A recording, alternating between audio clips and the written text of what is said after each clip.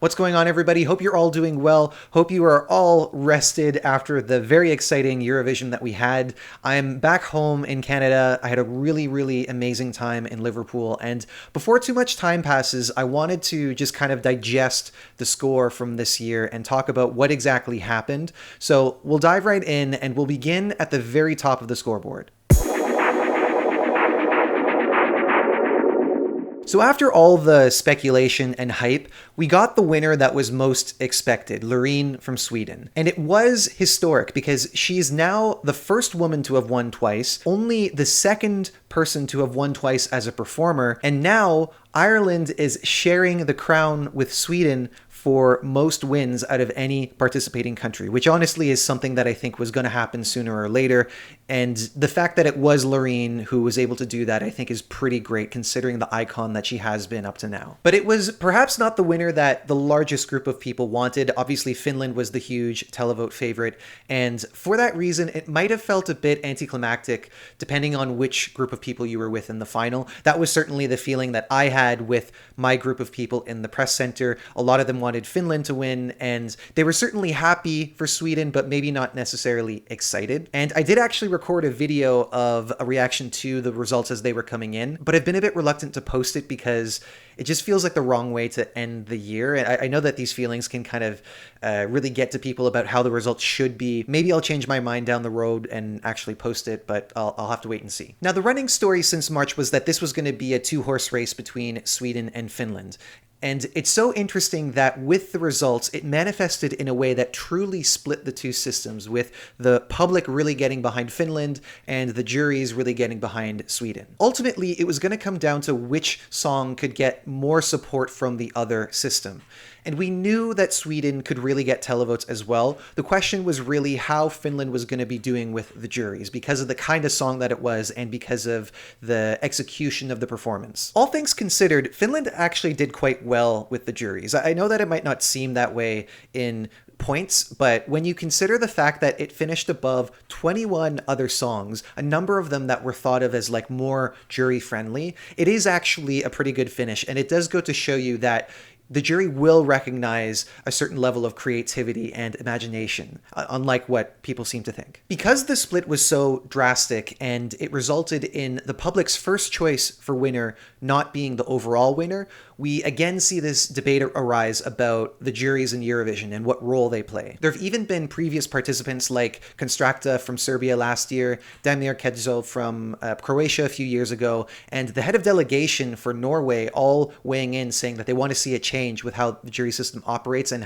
what level of influence they have. Now, this topic deserves a video of its own, and I'm not going to go that deep into it. What I will say for now is that debate is certainly welcome. The jury system is not perfect, and it could certainly benefit from some changes, but with that said, the tendency is for people to complain about the result regardless of who is responsible when it doesn't fit their idea of who the winner should have been. People complained about the televote last year when it helped Ukraine landslide their way to victory. They said that it wasn't fair and that Ukraine shouldn't have been allowed to participate because of the war. It also seems like people just forget how the system works and what the scoring actually represents, because yes, Finland was the first choice from the public, but Sweden was the second, not the 15th, not the 20th, not the last. And so this isn't the first time that this has come up. It's not going to be the last time either. And it seems that usually people are more upset with what happens at the top of the scoreboard rather than everything below it, which is also important to be considered. And speaking of the rest of the scoreboard,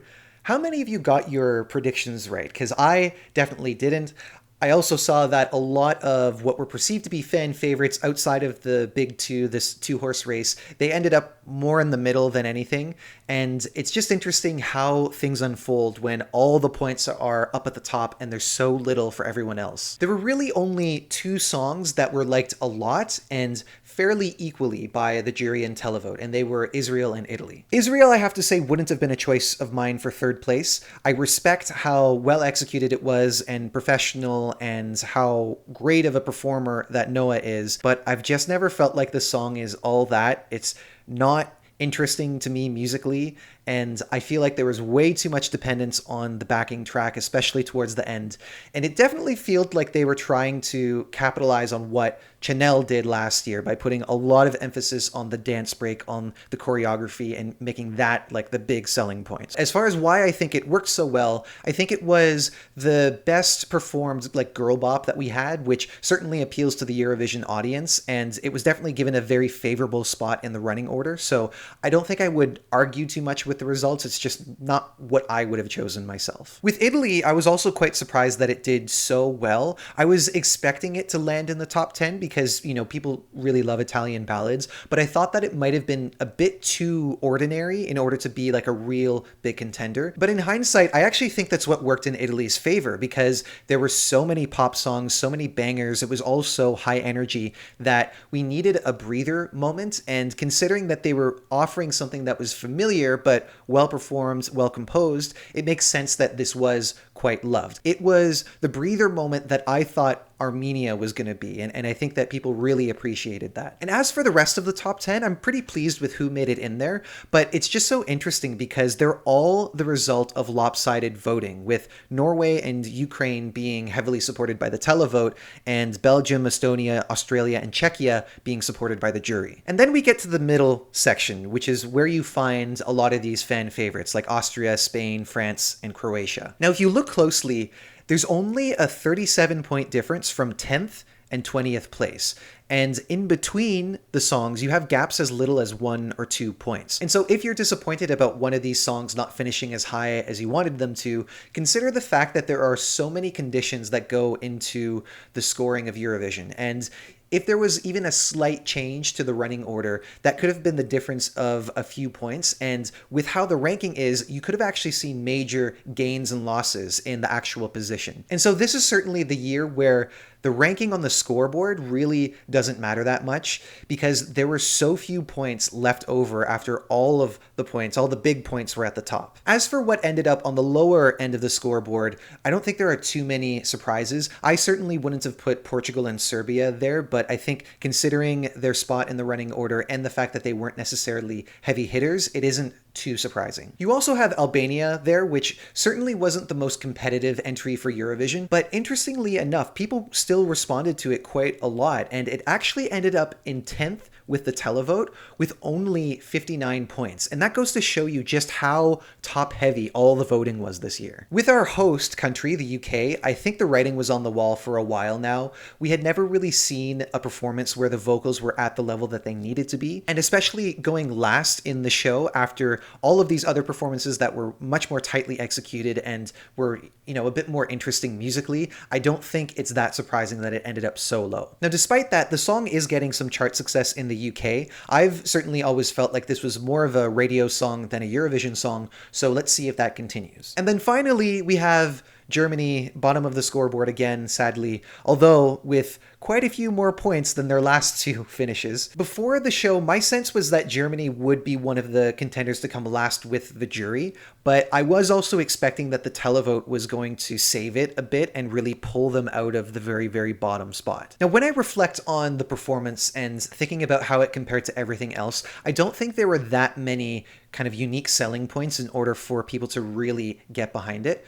But with that said, I do think that much like last year, where yes, Germany came last with a song that was kind of, I don't know, middle of the road, it still looked great. And I was even kind of getting into it myself, even though it's very much not my style of music. So yes, it's another last place, but at least it doesn't look like a last place, if that makes sense. As for everything else, I have to say that this was a great broadcast, really well done. They really struck a balance between promoting Ukrainian culture, reminding people the circumstances of the hosting, and making it an event in the UK. The hosting was some of the best that we've seen in a while. I do have to say, though, that part of that is probably due to the fact that most of the hosts were speaking in their native tongue, but regardless, they were very likable, well prepared, and they carried the show in an effective way. I have to say as well that the interval acts were among some of the best parts of the show.